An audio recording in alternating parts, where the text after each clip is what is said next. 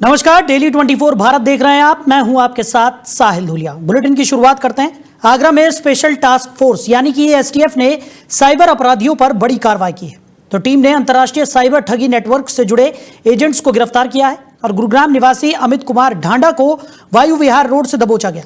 उसके पास से एक इनोवा हाई क्रॉस कार, कई मोबाइल फोन, लैपटॉप और अन्य इलेक्ट्रॉनिक डिवाइसेस बरामद किए गए। जांच में सामने आया कि आरोपी कोलकाता के कॉल सेंटर संचालक इरफान मलिक से जुड़ा हुआ था।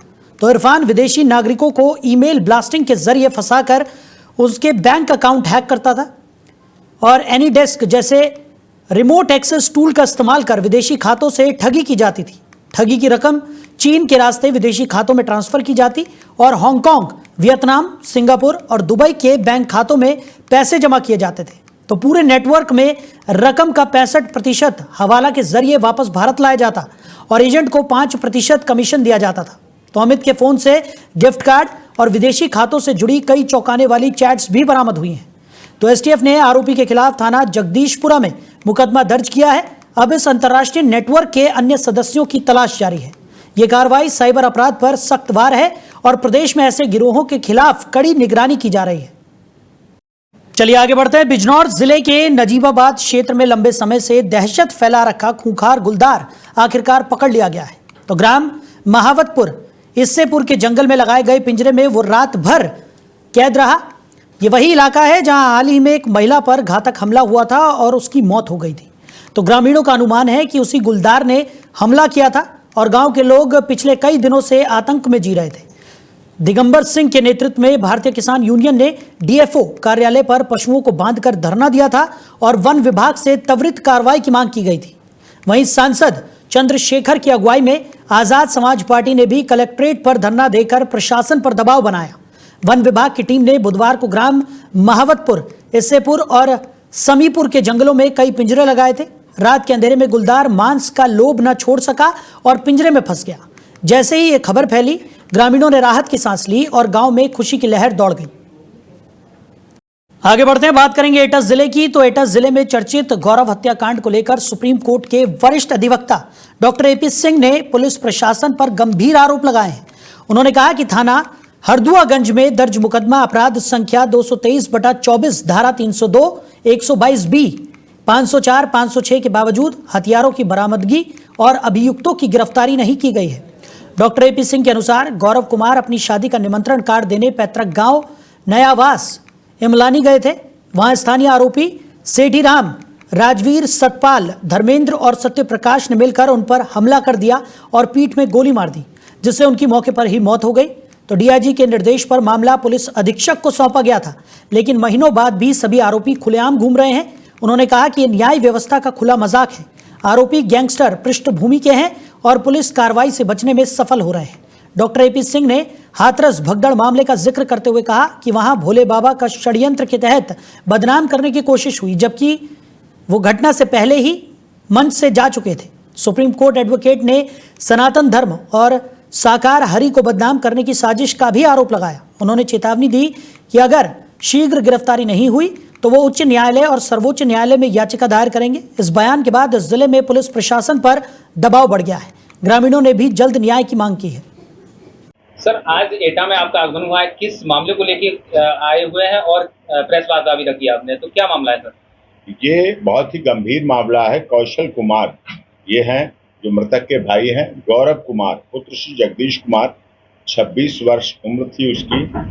22/4/24 को शादी का निमंत्रण पत्र अपने गांव नयाबास इमलिया देने गया था और उसको वहां पर तथा कथित लोगों ने पुरानी रंजिश के चलते हुए, जिनमें सेठीराम, राजवीर, सतपाल, धर्मेंद्र व सत्यप्रकाश आदि हैं, घेर कर लोगों ने गौरव कुमार की गोली मारकर हत्या कर दी, जिसका मुकदमा 223/24 अंडर सेक्शन 302, 122B, 504, 506 थाना हरदुआगंज में दर्ज है। उधर कुशीनगर जिले से आबकारी कानून की धज्जियां उड़ाने का सनसनीखेज मामला सामने आया है। तुर्कापट्टी थाना क्षेत्र के बरवा राजपाकड़ स्थित एक देशी शराब की दुकान का वीडियो सोशल मीडिया पर जमकर वायरल हो गया और वीडियो में साफ दिखाई दे रहा है कि सेल्समैन सुबह 10 बजे से पहले ही 55 रुपए वाली बोतल 65 रुपए में बेच रहा है। सेल्समैन ने चौंकाने वाला आरोप लगाया कि थाने और कई विभागों के अधिकारियों को नियमित रूप से खर्च दिया जाता है, तभी ऐसी खुली लूट संभव है। यही नहीं, शराब के नशे के आदी युवाओं को भी समय से पहले शराब उपलब्ध कराई जा रही है। सूचना मिलते ही पुलिस मौके पर पहुंची और सेल्समैन को पकड़कर थाने ले गई। जांच में आबकारी विभाग की भूमिका भी संदिग्ध बताई जा रही है। कुछ दिन पहले विभागीय सिपाही ने उच्च अधिकारियों को इसी तरह की शिकायत भेजी थी, लेकिन कार्रवाई नहीं हुई। स्थानीय लोगों का कहना है कि लंबे समय से ये खेल चल रहा है। सुबह सुबह शराब मिलने से गांव के युवा नशे का शिकार हो रहे हैं और आए दिन झगड़े की घटनाएं भी बढ़ रही हैं। फिलहाल पुलिस ने दुकान को सील कर दिया है और मामले की विस्तृत जांच शुरू कर दी गई है। तो आबकारी विभाग पर भी जांच की तलवार लटक रही है। उधर महाराजगंज पुलिस ने नकली सामान बनाने और बेचने वाले गिरोह पर बड़ी कार्रवाई की है। घुगली थाना क्षेत्र के बल्लो खास स्थित एक गोदाम में छापेमारी कर भारी मात्रा में नकली घरेलू सामान बरामद किया गया और पुलिस टीम को यहां से हार्पिक, सर्फ एक्सेल, फेविक्विक नामी ब्रांड की चाय पत्ती समेत कई बड़ी कंपनियों के नकली पैकेट और प्रिंटेड रैपर भी मिले। तो अधिकारियों ने बताया कि गिरोह लंबे समय से नकली डिटर्जेंट, क्लीनर और अन्य घरेलू उत्पाद तैयार कर आसपास के जिलों में सप्लाई कर रहा था। गोदाम से लाखों रुपए मूल्य का सामान और पैकिंग मशीनरी भी बरामद हुई।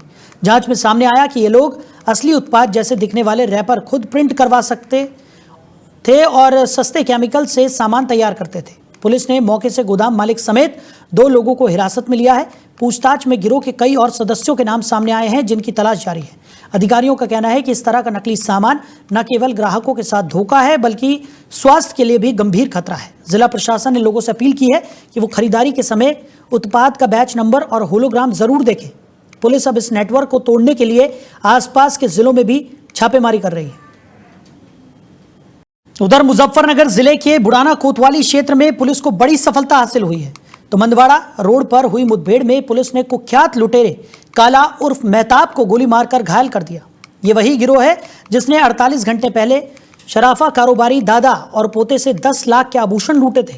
तो जानकारी के मुताबिक पुलिस को सूचना मिली कि काला अपने साथियों शोएब और एक अन्य साथी के साथ गन्ने के खेतों में छिपा हुआ है। पुलिस टीम ने घेराबंदी की तो बदमाशों ने फायरिंग शुरू कर दी। जवाबी कार्रवाई में काला के पैर में गोली लगी और वो पकड़ा गया, जबकि उसके 2 साथी खेतों का फायदा उठाकर फरार हो गए। तो मुठभेड़ स्थल से पुलिस ने तमंचा, कारतूस और लूटे गए आभूषण बरामद किए हैं। घायल लुटेरे को जिला अस्पताल में भर्ती कराया गया है। पुलिस का कहना है कि फरार बदमाशों की तलाश में कॉम्बिंग ऑपरेशन लगातार जारी है। स्थानीय लोगों ने राहत की सांस ली है, क्योंकि ये गिरोह लंबे समय से क्षेत्र में वारदातों को अंजाम दे रहा था। तो पुलिस अधिकारियों ने कहा कि कानून व्यवस्था को चुनौती देने वालों को किसी भी हाल में बख्शा नहीं जाएगा। उधर ग्रेटर नोएडा के बीटा 2 थाना क्षेत्र स्थित प्रोवियम टेक्नो सिटी अपार्टमेंट में दबंगों की गुंडई का वीडियो सोशल मीडिया पर जमकर वायरल हो रहा है। जानकारी के अनुसार देर रात जिम से लौट रहे एक युवक पर आधा दर्जन से ज्यादा दबंगों ने अचानक हमला कर दिया।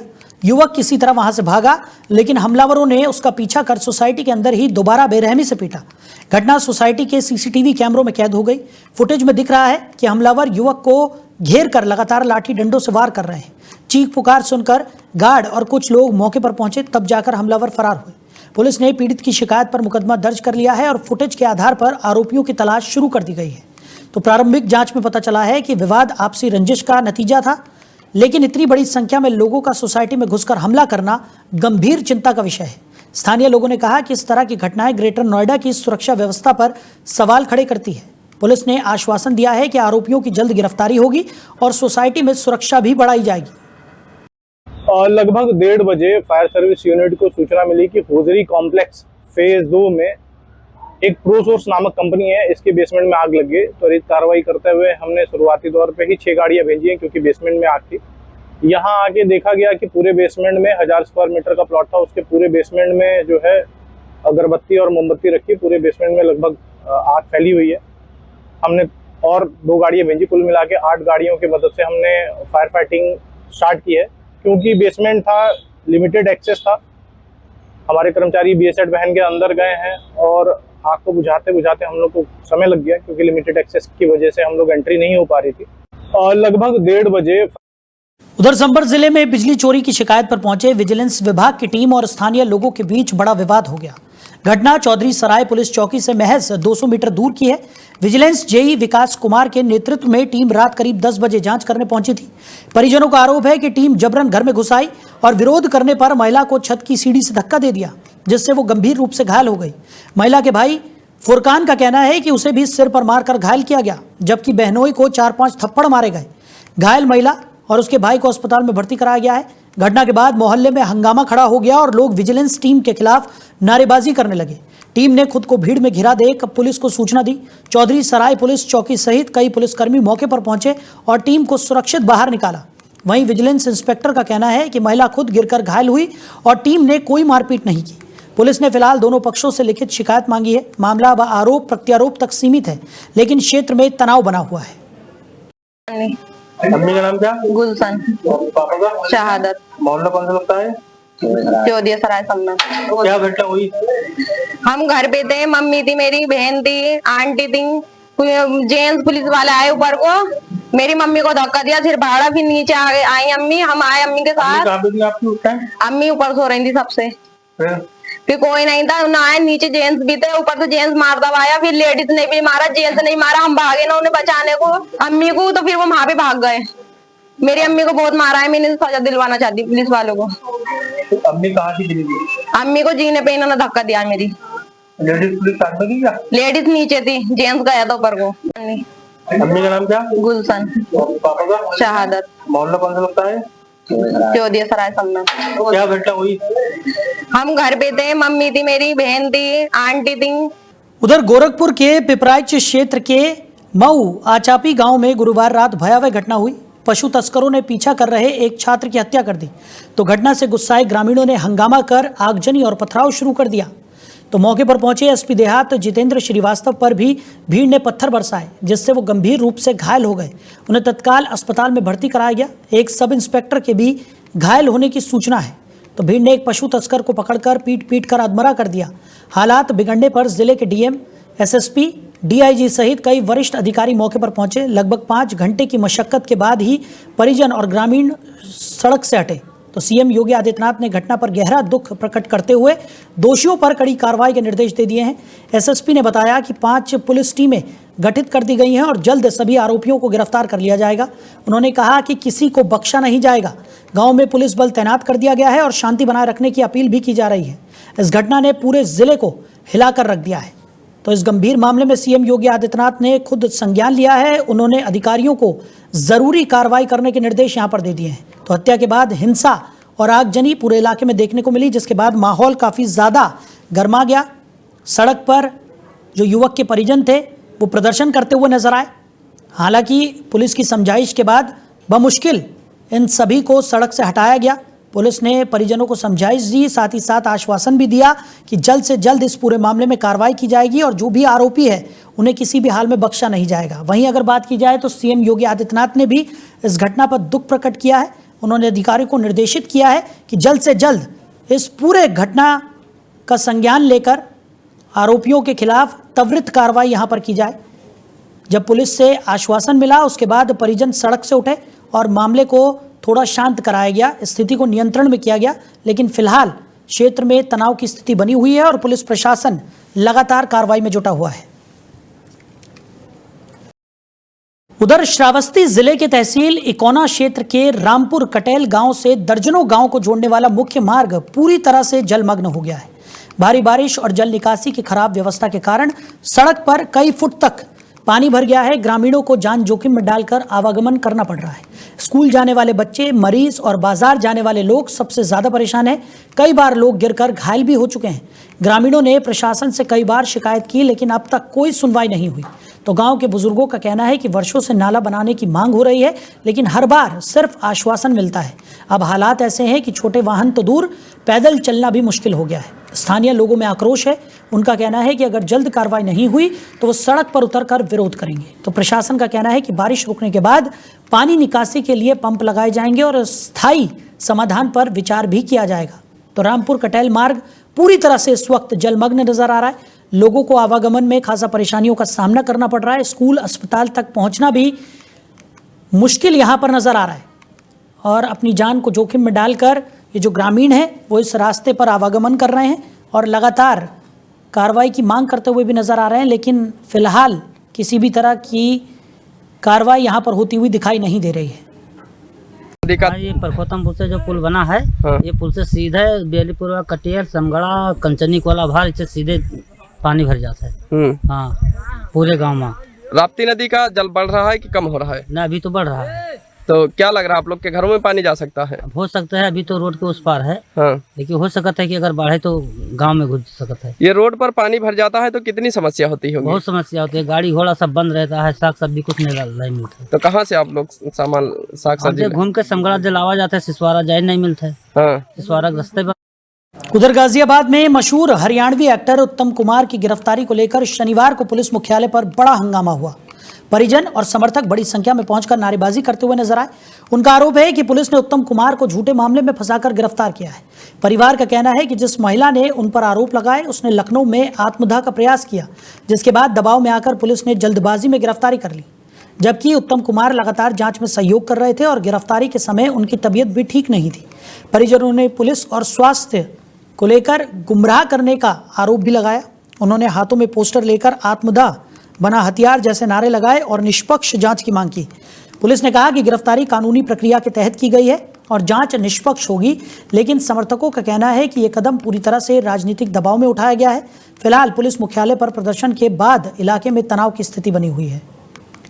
तो हरियाणवी सिंगर की बात करें, उत्तम कुमार की गिरफ्तारी के बाद माहौल काफ़ी ज़्यादा गर्मा गया है।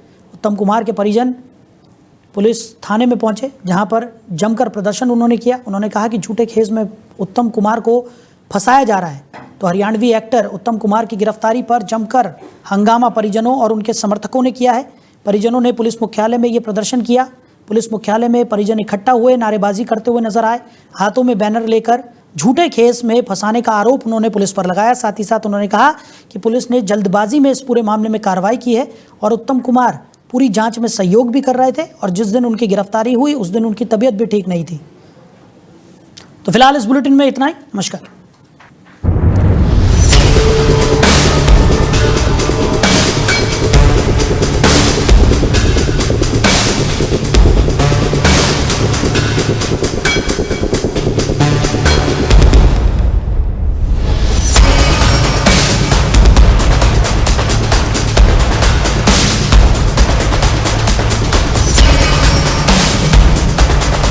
नमस्कार, मैं रमेश ठाकुर। जल्द ही डेली 24 भारत पर होगा हाई अलर्ट।